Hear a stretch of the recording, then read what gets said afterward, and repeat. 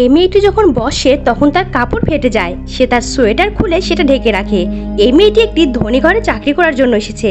মালিক এসে মেয়েটির সাথে হাত মেলায় আর বয়স কম মহিলাটি মেয়েটির পরিচয় দেয়। আর মেয়েটির গরিব পরিবার ছিল, জানতো না তাকে কি চাকরি দেওয়া হবে। বয়স্ক মহিলাটি তার ছেলেকে দেখাশোনার জন্য এই মেয়েটিকে ব্যবহার করে। আর ছেলেটি ছিল বিকলাঙ্গ। আর মেয়েটি তার পরিবারকে বলে সে চাকরি পেয়েছে। এতে তার পরিবারের সদস্যরা অনেক খুশি হয়ে যায়। আর পরের দিন মেয়েটি চাকরি করতে আসে। আর মেয়েটি ছেলেটিকে জিজ্ঞেস করে আপনার কি কি পছন্দ। এভাবে অনেকদিন চলে যায়। আর মেয়েটি ছেলেটিকে ইমপ্রেস করার জন্য প্রতিদিন আলাদা আলাদা কাপড় পরে আসে, কিন্তু ছেলেটি কিছুতেই ইমপ্রেস হয় না। একদিন ছেলেটার বাবা বলে তাকে অনাথ আশ্রমে রেখে আসতে হবে।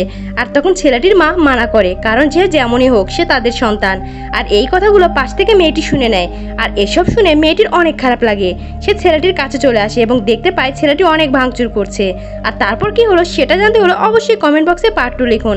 আর আমাদের চ্যানেলটি যদি ভালো লাগে থাকে অবশ্যই সাবস্ক্রাইব করুন।